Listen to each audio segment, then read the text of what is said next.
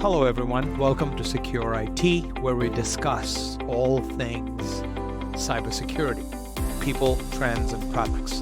And we want to thank you for joining us this month on our continuing journey.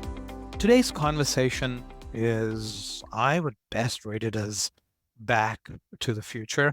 Aurora started 30 years ago, and I remember working with a company at that time that was PGP, or pretty good encryption. And it was back and forth between PGP and network associates. It goes way back, and we used to talk about fun things, and I'll tell you a little more. But as I reveal our guest today, so with a degree in both chemistry and math, one of them being my favorite subject and one not, finishing strong with Princeton. Our guest has been lead engineer, technical strategist with DigiCert, and serves on some leading industrial and standards committees based out of Pittsburgh, Pennsylvania. I feel like I'm announcing you into the ring here. Welcome, Timothy Hollebeek. Well, thank you. Cybersecurity is one of my favorite things to talk to you, so I'm sure this is going to be a fascinating conversation. It is. And now that we've revealed you, we'll talk of all good things like encryption, PKI, SMIME. I will throw as many acronyms, but the juicy part is going to be all things quantum computing. And I can't wait till we talk about risk mitigation, one of my favorite topics. But let's start at the beginning, Tim. Tim or Timothy, what do you prefer? Tim, for friends. I like Tim too. Thank you. A few less vowels always help, Yeah. Tim. Thank you. So let's go with, top 3 career moves that got you to where you are. What's your origin story, Tim? Yeah. Well, the most important one is also the biggest. As you mentioned, originally started out on a very different path where I was, my father was a physics professor, and we all think that we're supposed to grow up to be our fathers. And so I was very happily simulating quantum chemistry reaction at Princeton. But the industry was going a very different direction, and it was the dot-com era, and everybody was making money in computers. And I was spending my entire day programming computers, just programming them to do things that people were a little bit less interested in. And so I had a friend down in Virginia who was at a research company down there, and I was complaining to him that it would be impossible for me to get a job because I was entirely self-taught. And so my resume didn't look particularly impressive. He told me that I was a better programmer than all of his other master's students that he had hired. So he would give me a chance. And so I ended up just switching fields and doing computer security research for the last 25 years. I thought I was completely done with quantum mechanics, and then all this stuff started happening. So here we are, right? Yeah. So now I get to talk about quantum mechanics again. So, the second one, the shift back to doing post-quantum crypto started about 5 years ago when I joined DigiCert. I was told that I was supposed to find out everything that was going on in the PKI industry. And so I started to go into every big conference and things like that. And I showed up at a meeting in Florida that I didn't think would be that big. It was the NIST first PQC standardization conference. And there were 250 people there, including all of the world's leading cryptographers. And I came back to DigiCert, and I was like, guys, I think this is going to be big. We maybe need to be paying attention to this. And so the third one was actually when I joined DigiCert before starting the PQC stuff. I was working at another of our competitors. I've always been very strong advocate of choosing your boss very, very carefully. And that's worked out for me well in my career. And so it was one of the guys I enjoyed hanging out with at the TA Browser Forum needed somebody we had at that point just acquired Symantec, who was having some trouble with the regulators. And so he needed somebody to help them manage that large transition. And so came on board to help him with that. And so that's been a lot of fun for the last 6.5 years or so. So just watch for opportunities. The opportunities that are important come from the strangest directions. Isn't that amazing and great advice, as a lot of our audience are young and up and coming future cybersecurity analysts who look at this podcast and maybe reaching out to you for advice or permission to add a little LinkedIn link in our post notes so that they can reach out to you. However, truer words have never been said. I mean, from the voices of our fathers, Tim, right? I mean, chemistry, math, you throw in a little physics, and here you come into a full circle. We will be talking quantum computing. And you said a few fighting words. You said Broadcom, you said CA, you said Symantec. You didn't say PGP, and I'm going to throw in VMware as well, and we'll talk about those ecosystems. And one of the acquisitions, if I'm not mistaken, as we talk about CA and DigiCert, is VeriSign, and there's some fun stories of Symantec taking the VeriSign check mark and then divesting the rest, and so lots to talk about. And thank you for that opening and some great milestones that you've shared in your career. What's your superpower, Tim? Oh boy. I'm actually very good at understanding people, which oddly enough, I didn't understand for a long, long time. But it's actually because of the fact that when I was younger, like a lot of technical folks and engineer, I actually struggled a lot with what people thought about me and, like whether they liked me and blah, blah, blah. And so I had a very difficult time talking to people. And then eventually I got over that. I realized people weren't that scary. But one of the legacies of that is because I found people so scary, I actually paid very close attention to them. And so now that I'm not scared of them anymore, it's still useful. I still have all of that, it's the deep analytical side, and I'm pretty empathetic as well. So in addition to my technical understandings of topics, people are actually my favorite thing in the world. And though, I love kind of understanding them and seeing where they're going. That's why I have sort of a technical forecasting job, is because I'm good at understanding not just where the technology is going, but also where the people and the personalities and the organizations are going as well. And it's complicated and interesting kind of figuring out how those two play together. Amazing. I would have never guessed. So we've been doing this show for 3 years now, and every month. So we've got about 40 under our belt. And it's amazing how often we go back to the basics. However, you did surprise me, right? With all the analytical and computing and crypto exposure. I would have never guessed people, but it's very interesting how you tied those two together. Now,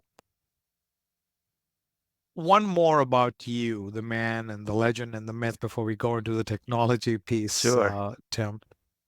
And the irony of chemistry and math a few years back, and we talked about full circle.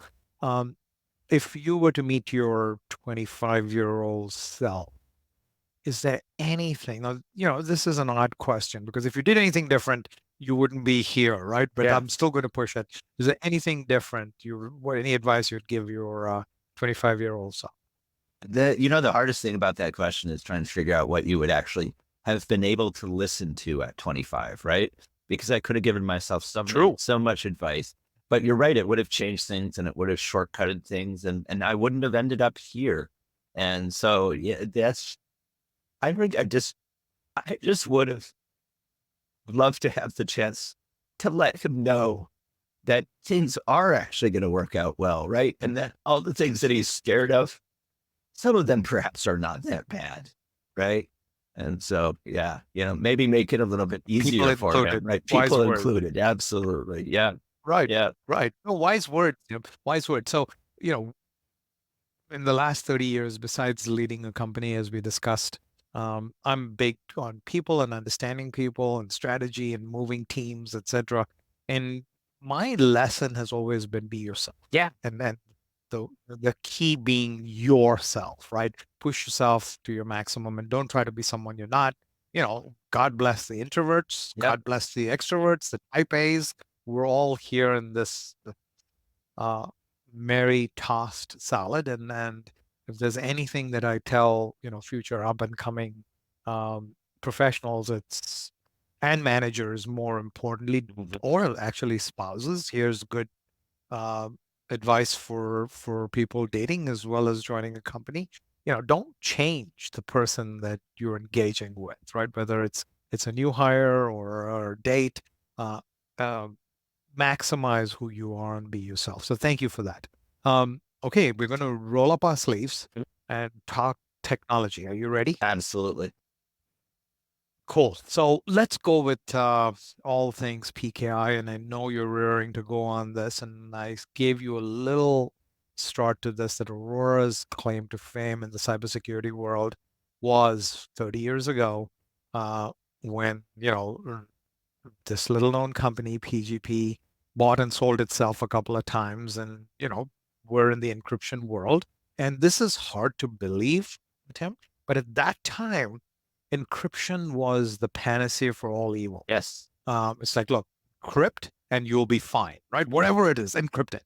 Whether it's data at rest, data in motion. Oh yeah, go encrypt it. And it was only when we paused to think that, we can't use this encrypted data unless we decrypt it. And then we're subject to man-in-the-middle attacks. The bad guys get to it. And we're going, oh yeah, you know what? This isn't as brilliant an idea, and that, encryption is part of the solution. And now that I've set this up for you, let's talk all things PKI and the subset, in terms of SMIME and email. So please have at it. Oh boy, yeah. Where to start? You're right, actually, and that did not serve us well that people were so focused on encryption. And we still see a lot of problems with that in the healthcare space, where basically the only thing they really care about is the data encrypted or not. And they often lose focus on the fact that the key management is actually the key thing. So when we've created these encryption standards, what we've done is there historically were a lot of arguments about whether you wanted to use some sort of secret encryption algorithm that nobody knew how it worked, or whether you wanted to use something that's public and well vetted. And the industry settled very strongly on the correct answer, that you want something that's public and well vetted, and you want all the security properties to just come from the key. And so what's really important is not whether the data is encrypted, but who has access to it. And so what we're actually trying to create is systems where only authorized people have access to the data that they're authorized for. And that's where all the complexity comes from, is because there's no uniform list of who the good guys are. And we can't say only good guys have access to the data. We need to be enforcing pretty complicated data security policies. And that means that we need a whole bunch of access control and key management built up on these layers above just the raw encryption layer. And so that's basically that's why our job is hard, is because we're dealing with all the corner cases and troublesome scenarios. Like, what do you do if you want to read an employee's email, but they've already left? What do you do how do you protect your backups? Because the backups need to be protected as well as the online data. How do you make sure that in the event of a disaster, you can recover your system? How do you make sure that you have access to the keys under any scenario you need to?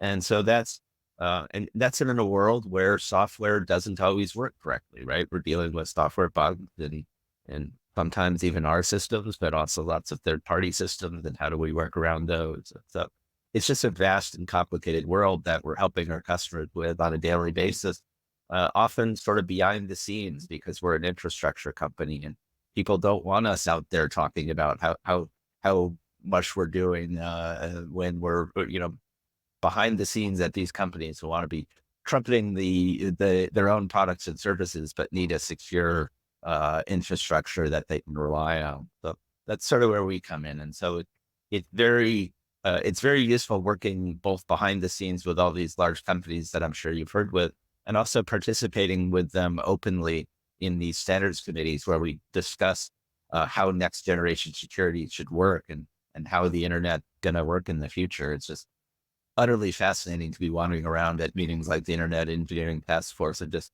talking to the people who write protocols we hear about every day, like TLS and SMIME and all those sorts of protocols. TLS, there we go.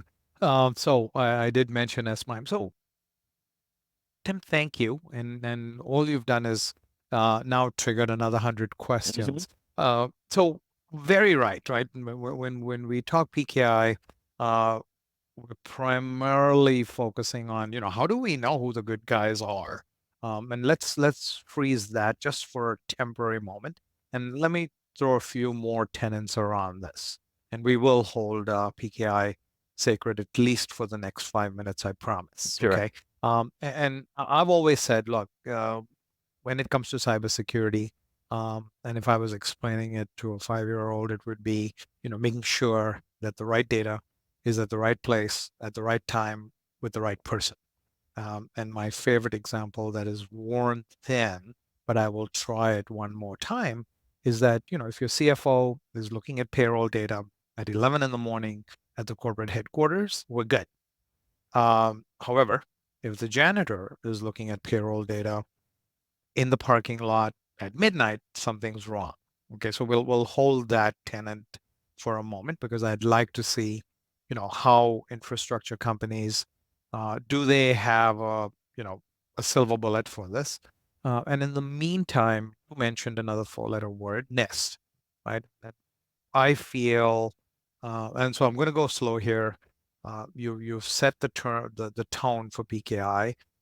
I've talked about tenets for cybersecurity that you may or may not agree with. I'd love to hear your opinion.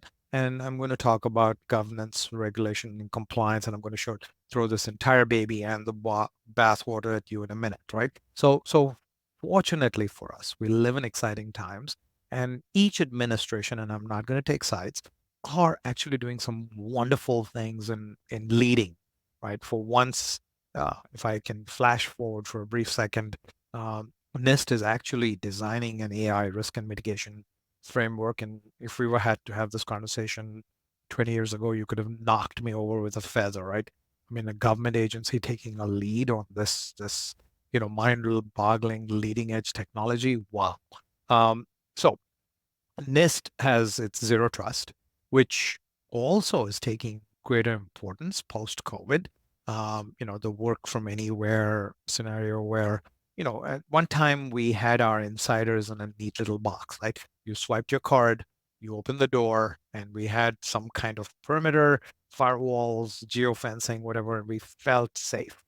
Today, our insider could be sitting in Serbia, in East Europe somewhere, in the Philippines, in Pakistan, anywhere. And so this whole, open ocean has again stepped up our need for security. So do solutions like PKI, and let's talk about DigiCert's offerings specifically, where again, the one company, and I'm venting here, and I promise there's a question in here somewhere, is the container company, right? Everything in neat little boxes. Digital infrastructure. Well, there's a little more to that. So can you offer a solution that can scale for different industries, as CISOs are on my edge of listening for an answer from you?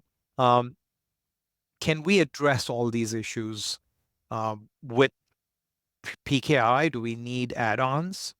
Comment on cybersecurity today for CISOs, and what should they look at? Yeah, you actually touched on a bunch of interesting themes at the corners of your question. And so you're right. There's a wide variety of needs and use cases here, and they range the entire gamut of regulatory sophistication, let's say. And they go all the way from, we are involved in ecosystems involving PKI, because that's basically what PKI is usually about. It's about ecosystem.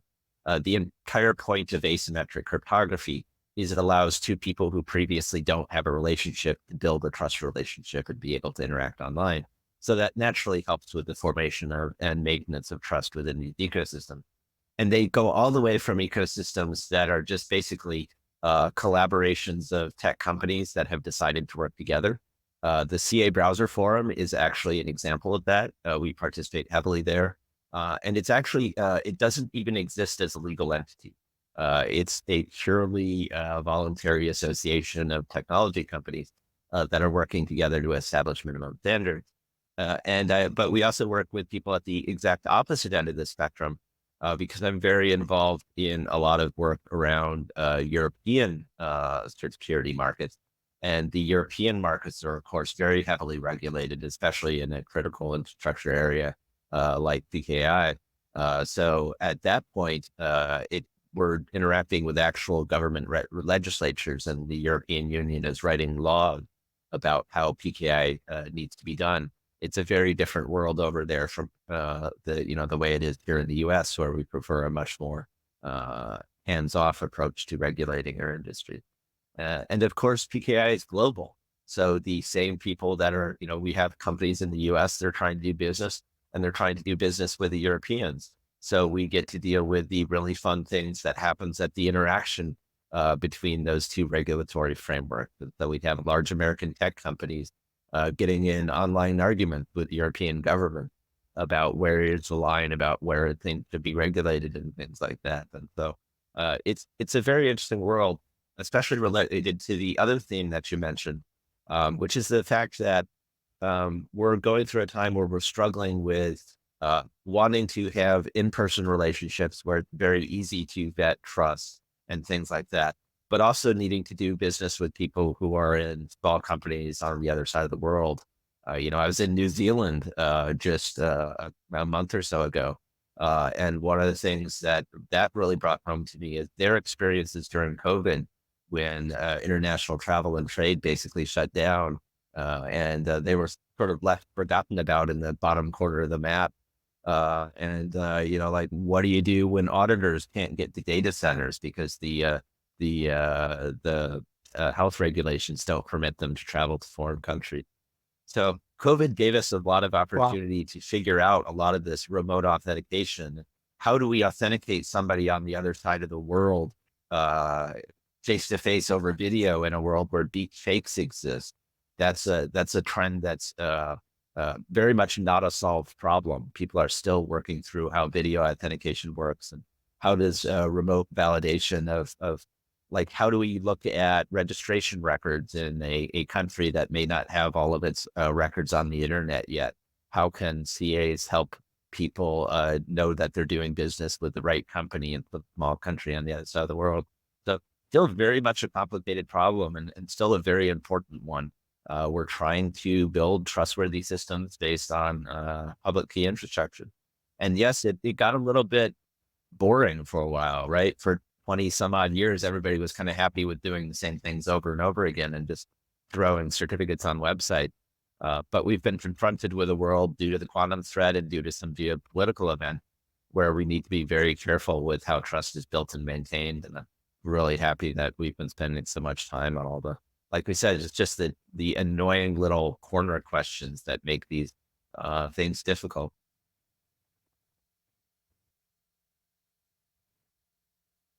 Two quick follow-up questions, quick for me, but please take your time answering them. So you are, and I'm going to continue on the GRC theme here, the governance, regulation, and compliance. So you are on two leading both industrial and standards committees, right? And then give us, if you can, NDAs and everything included, a peek into how conversations go as you look ahead. Yeah. So it depends exactly where you are. And so from my point of view, the quantum stuff obviously is taking over the Internet Engineering Task Force. It's about half of our conversations there is how are we updating our protocols already? Yeah, absolutely. Well, it's because the protocols need to be updated before everybody else can move. So, and it's the same thing with the conversations at NIST, right? I've got technology and standard in my title, and they've got in their organization name. And you're right. It's a very special organization. It does not feel like working with a US government entity. It's an entity that has done a very good job of focusing itself on better standards for everyone and better standards worldwide. And so they are actually a joy to work with. They've got a bunch of very smart people there, and they're working with people around the world. So, and then we've got our friends at ETSI in Europe. That's the European Standards Organization I work closely with. Correct. Yep. They have a very different way of doing business and a very different way of talking to people. And so, but in all of these groups, it's to why I ended up where I was. You mentioned that the people aspect surprised you. But that's part of why I work well on these committees, is because of the fact that it's just small committees of, maybe 10 to 20 people who are leading experts from around the world. And it's less about the technical aspects. And honestly, it's more about the fact that we've been working together with each other for 10 years, and we kind of have a good read on each other. And we know, we each represent our own organizations with our own diverse interests and things like that. But because of our existing relationship, we can find answers working together that are good for the majority, or hopefully everyone. And so just sort of negotiating, hey, I know you guys have these sorts of priorities, but how do we find an answer that keeps the entire internet secure while also supporting our each individual organization priorities? Is something that's very sensitive, but also very important and interesting. And thank you for highlighting that, Tim, because these are collectively groups of individuals who are very accessible, an email or phone call away, who we can assure our audience put their pants on one leg at a time. But the power of teams, right? You put these people together, and they are rock stars, and they now cumulatively uh, do some heavy lifting that's way beyond their singular power, and are able to achieve great results in these huge and daunting organizations that you look from the outset and say, wow, how did they come up with that? So thank you for a little glimpse in. Now, we talked about GRC, and my second follow-up question is on the commercial landscape. And we will, again, I talked about PGP being acquired by Symantec, being acquired by Broadcom. In the meantime, Broadcom picks up CA, and then VMware as well. And this is a cybersecurity giant, amongst other things. And the ecosystem's evolving rapidly. And I promise this will be the last question on the PKI and the DigiCert scene. You also talked about trusting people in large and small organizations, and in large and small companies across the globe. And sometimes a guy in a small company will go now work for a large company. And so I'm going to overlay, people and this commercial landscape.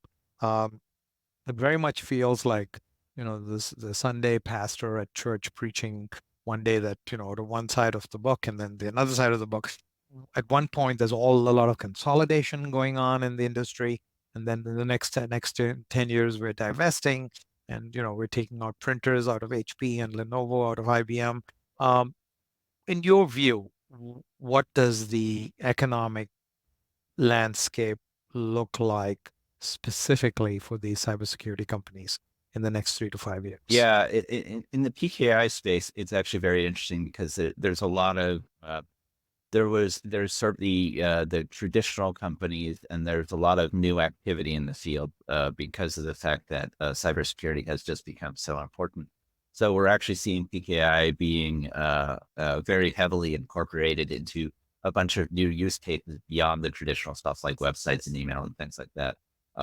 Everybody is, like I'm a former security architect, everybody is finally taking things to heart. I feel like we now have a generation of engineers that grew up with cybersecurity, whereas 20 years ago, we didn't have that. 20 years ago, it's like you tried to hire a security person and there just were none. Now people sort of understand the importance of building security in. So we're building PKI and encryption into every product and service that we build. But because of that, there's just so many opportunities for doing new things. And so the field it's much more dynamic and growing than it's in. And that's why you're seeing a lot of the commercial interest as well, and a lot of big investment moving into PKI. When I write, my boss is actually our CISO, and when I write slides for him, I write PKI Renaissance all over the place right now, because I really do think that's what's going on. People are exactly. Yeah, people are discovering I like that better. Yeah, people are discovering that it's useful, and that they need to put it everywhere, and that like I mentioned, the trends like remote authentication due to COVID, and and especially the other trend in authentication is everybody moving to cloud services and everybody integrating with data sources at other organizations and making their company much more containerized and mobile and cloud native. That's great. It allows you to not worry about a lot of things like where your data centers are and things like that. But it just means that you have to worry about something else, which is the authentication and the protection of all the network traffic between these data centers. How do you make sure your assets are not being compromised and are being backed up correctly? So it's a much more interconnected world, and PKI is what provides the security for an interconnected world. I initially called this at the opening, and I called the conversation and I said, "Hey, you know what? Back to the future, but I like PKI Renaissance much better." All the while, Tim, we're making life easy, right? I was on an international trip recently and actually survived 100-degree temperatures for 2 weeks in Bombay. Nice. And I come back, I step off the plane and I don't touch, a single device or a single document. And I'm fully vetted and authenticated all through the customs and immigration process, Yes. right? And to a high degree of both accuracy and efficiency and security. Yes. Now that is impressive. Absolutely. Very impressive, right? And all the things that go into verifying that I am who I am and letting me through. So believe it or not, we are making our customers and clients' lives easier. So well said again. So let's move on to the exciting and juicy part of this. And I'm going to set up the conversation because we're skipping over one step here. We're skipping over AI, right? This much right? We're skipping over risk mitigation, we're skipping over hallucinations, and we're going to jump to quantum computing. I believe that, since the invention of the wheel and the airplane, and the printing press, there have been these paradigm shifts, and we talk about this often, in things that mankind have done, including the design of the computer. And just when we think AI is this amazing, disruptive force, quick second is going to be quantum computing coming in right on top of AI. And as we look back on this, even 5 years from now, we're going to go, wow, we actually went through this, right? So first, let's start at the beginning. What the heck is quantum computing? I'm going to ask this of the chemistry and math major. Let's pretend physics as well. So what is quantum computing? Yeah. So quantum computing, it's a really interesting thing where we've known for a long time that fundamental physics particles like electrons, these very fundamental particles that you learned about in school, they actually behave by a different set of rules than larger systems. And that was thought to be sort of mostly a curiosity, but the people who figured out quantum mechanics realized that one of the things about them is these particles actually have a lot more degrees of freedom than you would think based on the way the larger world works. And they also can interfere with each other constructively and destructively, and they can do all these strange quantum things that make them seem like they're behaving weird, but they're just following a different set of rules that we don't understand quite as well because it's not what we interact with every day. And so it turns out that they observed back in the 90s or so that if you arranged all of these quantum particles together in some very clever ways, that they could calculate the answers to problems that are fundamentally unsolvable by normal computers. And so everybody, and in particular, one of them happened to be factoring large numbers. And so everybody sat there, including I had just quit graduate school when that paper came out. And so I was reading research papers and I had the same reaction that everybody else did. It's like, that's kind of interesting. I'm really glad nobody knows how to build a quantum computer, and just academically interesting at that point. But then around 10 years ago, people started actually working on how to build these quantum computers. And for a long time, it was only 1 or 2 qubits. The qubit is just the quantum equivalent of a bit. But instead of it being 0 or 1, it's not some weird thing like people talk about where it's half 0 or half 1. It's actually completely different set of states. But there's just a lot more of them, and they happen to be arranged in a way where you can actually set up interference patterns with them and things like that. And if you're got an engineering background, you can actually implement a Fourier transformation with these things. And that's actually how they end up breaking factoring and things like that. But you don't need just a small quantum computer won't do it. In order to actively threaten RSA 2048, which is the algorithm that we like for everything, you're factoring very large numbers at that point, numbers with hundreds and hundreds of digits. And so the quantum computer has to be similarly large. The estimates are it needs somewhere around 1 million qubits, where we're currently only at 1,000 or so today, even on the most advanced chips. And those advanced chips are being cooled down to like liquid helium temperatures colder than outer space. So these are very sophisticated devices that are being used for these experiments, but they're growing very rapidly. Like I mentioned, it was about 1 qubit per quantum computer around 5, 6, 7, 8 years ago when I started looking at this. And now we're up to 1,000 qubits on a single chip. My guess is, based on some of the numbers I'm seeing in the industry, is we have maybe 5 to 15 years left before somebody actually manages to factor RSA 2048. But when they do, they will be able to forge all of the network traffic to and from websites. They'll be able to read all of that traffic. They'll be able to forge signatures on digital documents. And, at first, this will be a capability they'll only be able to nation states and spy organizations. But eventually it will take over the entire internet. And so the solution is to actually replace the traditional RSA encryption methods that we're using with newer ones that are being developed by the mathematicians at NIST. I mentioned that NIST meeting I was at 6 or 7 years ago, and that's when it all sort of got kicked off. And so cryptographers has been looking for new hard math problems for that entire time. There were a bunch of proposals. Everybody evaluated the proposals, and last year, NIST agreed upon what they thought was the strongest proposal. It's in an area of cryptography called lattice cryptography. And so there's a new set of algorithms based on that will be coming out this summer that are rapidly being included in a bunch of software. Things like Chrome and Apple iMessage actually already have preliminary support for these algorithms in some places, just because of the fact that one of the nasty things about this transition is, even if you're recording network traffic today, you can't read it today, but you can just put it in your back pocket and hold on to it until a quantum computer arrives, and then retroactively decrypt it.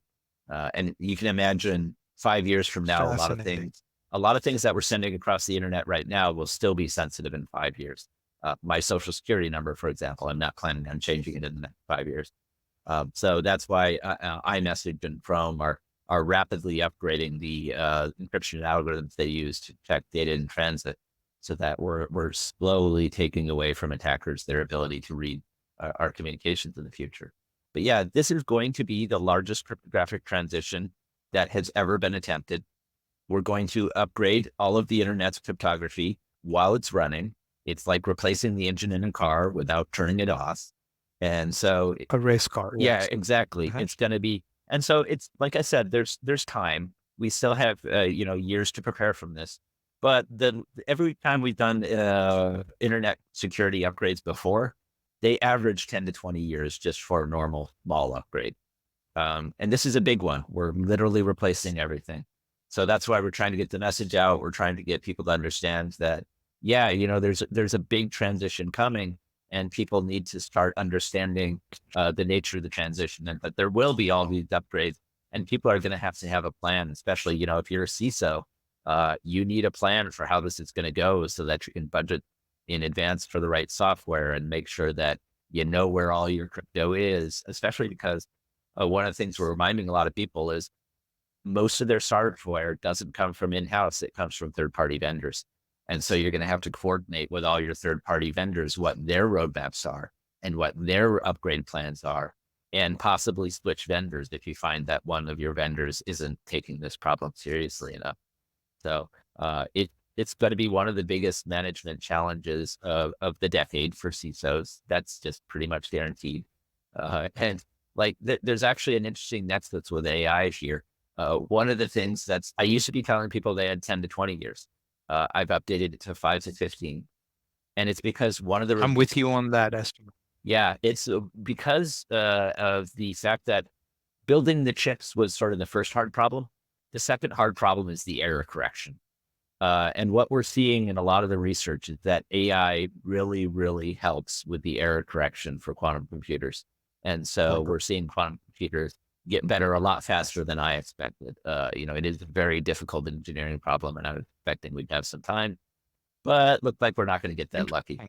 So Um, Fascinating conversation, and we may have to have you back just to talk about quantum. yeah, But so quantum computing is to our current, method, current computing is like, watching a PowerPoint presentation of black and white stills versus, you know, 10K video, right? If you were to juxtaposition the two, how far away do you think we are from the first commercial applications of quantum computing that we can? And I don't mean, rolling up to your near Best Buy, but let's go one level up, right? yeah, We want to play. yeah. How far away do you think we're? Absolutely. I think it's actually imminent. And it's because of the fact that these noisy intermediate stereo quantum computers is what people are talking about them. Is they were primarily solving basically toy mathematical problems for the last couple of years. And that's just because of the restrictions on size. But it's also because of the fact that these are not general purpose computers. They're not better at normal computers than at absolutely everything. But when they're great, they're just spectacular. And so people are still trying to find the problems that they're best at. My favorite is actually drug discovery and materials interactions, partly because of my background, but partly because one of the advantages of quantum computers from a non-cryptographical point of view is they natively understand quantum mechanics, which is a very difficult thing to simulate on a normal computer because you need to do these large partial differential functions and things like that. So I think we'll see the first one in sort of materials and drug design. And I think the computers are just about large enough to do that right about now. So, and the thing about that is Interesting. that will drive a lot of investment, right? We're going to start to see actual real uses. And that's one of the things that the National Academy of Sciences pointed out in a report about 5 years ago, that the investment in the field is driven by the utility. And so Moore's law is actually an economic law that as systems become more useful, they attract more investment, and the investment is proportional to the utility. And when your growth rate is proportional to your state, that's exponential growth, right? And so any system where you've got a technology that's rapidly becoming more useful, it will grow exponentially as it draws more investment. So I think we're right at that Moore's law tipping. will continue. Yeah. We're right at that tipping point where I think they're going to take off and start growing. Sorry to interrupt you, but Moore's law will hold us good through quantum computing, which is impressive in itself. You mentioned chips, you mentioned errors, and you mentioned AI. And speaking of our Renaissance theme, I now want to go to the risk mitigation side of quantum computing, also one of your favorite topics. And let me set this up. Remember the Pentium flaw that Intel had a long time ago? Speaking of Renaissance, right? And now let's fast forward to quantum computing. So here we are. And then we're taking a little jump over AI and hallucination because that's an equally real thing, right? As I often say, we can literally for a few $1,000s hire, 10,000 people to data entry that the world is flat, and see how that affects the computational power of GPT. This is very real and influenceable. Now, on the quantum computing side, you did mention, you said, look, you know what? One of the beauties of AI is that we can actually use AI for error correction. However, we're subject to flaw here, right? We're subject to a Pentium flaw equivalent of massive scale on the AI, on the quantum computing side. Yeah. This is real. Yeah, no, absolutely. And so this is one of those spots though where you're lucky in that the problem, especially for the cybersecurity ones, is a problem where it's very hard to find the answer, but once you have the answer, it's very easy to check whether it's correct or not. And so that class of search problems are wonderful for these sorts of noisy computers because you ask the computer what the right answer is, and the computer spits out garbage, and you double check it, and you're like, okay, that was garbage. But you just keep running it until you get the right answer. And so that's actually the way that these computers will be used, at least for breaking the public keys. Is you just run them until they're correct, and even if your success probability is 1%, that's plenty valuable enough, and that's way more than the 2 to the minus 128 for a classical computer. So very true. Let's bring this to real life. We've gone from, again, continuing the Renaissance theme, Tim, we've gone from Post-it notes that say this is your password, to 10 to 15 to 20 character passwords. Yes. Which, in your estimate, 5 years, quantum computing is going to blow this thing out of the water, right? It's going to be meaningless. Yeah. I don't even know. I mean, now we've talked biometrics. What does the world look like, especially from, endpoint cybersecurity? Yeah, so it looks very similar. And so that's actually one of the things that the engineers are trying to do is, like if everybody has to change the way they do things, change is probably the most expensive thing humans can ever have to go through. So there is very much the goal that try to not change things unnecessarily and try to stick with sort of the simplest upgrade path. Obviously, the simplest upgrade path is often the least risky anyway, just because additional complexity has risks of its own. So there's an attempt to make sure that to as much degree as possible, these protocols survive in relatively recognizable form. So I think you'll still be using S-MIME to protect your emails. There will still be a little lock icon next to your websites and things like that. From an end user point of view, if the tech folks are successful, they will not notice a difference. But that will be challenging because all of the performance characteristics are different. The keys are about 10 times larger. The speed of encryption is about 10 times slower. And luckily, we've gotten to a world where encryption is relatively lightweight, and we probably won't notice those overheads too much. But it is going to be a very large investment, and just the investment in time and technology and people just to learn what's going on here and upgrade to all the systems. That's why we're trying to get out there and make sure everybody's aware of this, because if people are not paying attention and they're a little bit late to start on this, you can't catch up. The clock did not pause or run backwards. So if you're not aware of this, and the effects could be. Yeah, exactly. The effects could be disastrous. It's up to you. It's literally go watch Sneakers. If you, it's a little bit of an old Robert Redford movie, but it tries to imagine what it's like for end users in a world where encryption just suddenly disappeared. And if you remember, one of the RSA folks was actually a consultant for it. So the security in the movie is actually pretty good. It's worth watching. Wow. Okay, cool. Yeah, I watched it. I'll do it again. I love that. I mean, I like the way you put it. Encryption disappearing. Yeah. That's the potential. Yeah. Amazing. Fascinating conversation. And as promised, I want to circle back to the man. Okay. So, let's go back to you. If you had a billboard, a meaningful thought, quote, or saying that you like, or do you live by? Yeah. So I don't know if I can answer it that succinctly yet, but one of my favorite things to talk about, and it's partly because I had a scientist for a father, like when you're doing science and you're doing new things, you're going to be wrong nonstop. And so it's when talking to other people, the one thing that I'm constantly even annoyed by is people are very self-conscious about being wrong. When that's the first step to learning something new. And so I think we need to be a lot better about supporting and encouraging people to try things and to be wrong and to make mistakes. And then, when they correct themselves, it's like, no, this is the right answer. Let's be, instead of being upset about the fact that we were wrong, let's be happy about the fact that we found the right answer, and it's just have much more of an atmosphere where people are allowed to fail and allowed to try things and allowed to express ideas that may not be fully formed. I think it makes for much more productive work environments.